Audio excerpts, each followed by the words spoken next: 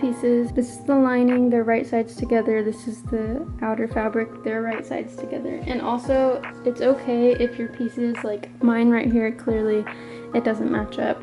That's fine, you can just trim this excess part on those sides. So I'm going to show you how to flip this.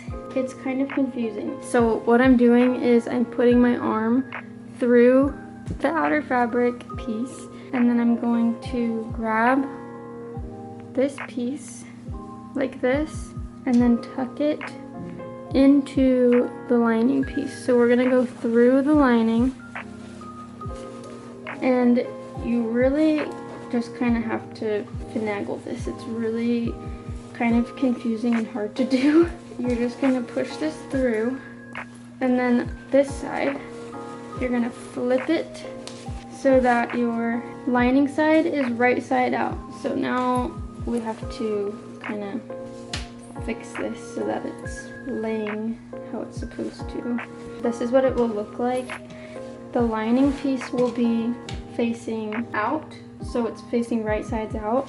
So the outer pieces are facing right sides together, and then the lining piece is right side out on this outside.